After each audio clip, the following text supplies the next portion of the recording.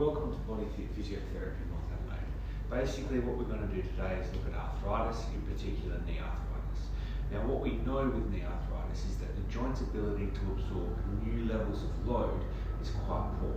What we do know is strength is the thing that helps to improve this. Don't get me wrong, there's a point in time when strength doesn't fix everything. But strength, we know in arthritis, is the thing that gives you the best function, the best improvements for time spent.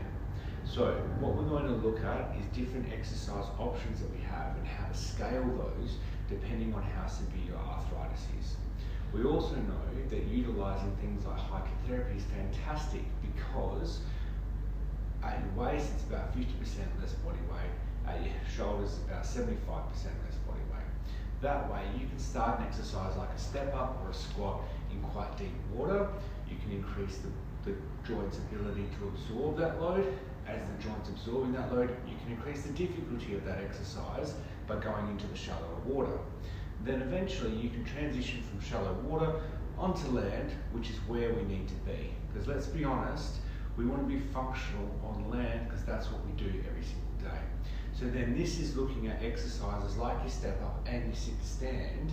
How can we scale that? How can we make that more difficult over time, but allowing that joint ample ability to absorb that load and get through those periods where you normally get sore. So let's have a look at some exercises and see what we can do. So the first exercise is the step up. Obviously in an ideal situation, we want to try and get that knee to 90 and be able to step up onto that high step quite comfortably. Because we know if we can generate power from 90 degrees, getting up out of chairs, getting off the flow surface is going to be easy. But going from 90 to straight is quite demanding on the knee. There's lots of different forces going through there. On an arthritic joint, very likely to cause you problems. So what you want to do is to find the height that you can work at. It could be a medium step, a nice low step. Yeah, that's not going to really be doing a great deal, but it's a great starting point that you can get some resilience here and then start moving up the spectrum of stairs. Some of you might not even be able to do this, and you might have to start just at a weight, which is about 10 centimeters. Again, it's starting that movement, it's starting the process. Get to a point where you can do 20 repetitions on your right and your left, then you're looking to transition into a slightly higher position.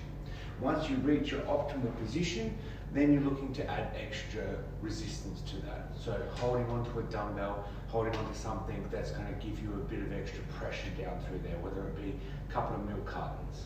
When you get to this point, you might be stuck between the medium high to the high step. What you can do is hold onto something to give you a little bit of active assistance to get up. It's not perfect, but what you're going to do is you're going to find that you're going to need less and less assistance as time goes on, and you're going to build that strength to a point you can do that with no hands. So let's move on to the sit to stand. Obviously, gold standard of the sit to stand as we age is that we wouldn't be able to stand out of that chair with no hands. That's going to put a lot of pressure on the knees, something that people with arthritis find very difficult. So it's about finding the right starting point to, again, build the joint's resilience, build the joints and muscle around its strength to be able to manage that kind of load to get yourself to this position. What will happen is, as you build strength, normally you get some improvement in your pain, but it's also known there's a point in time where the strength is just not going to help you if your arthritis has deteriorated to a certain point and there's no other options apart from talking to your surgeon.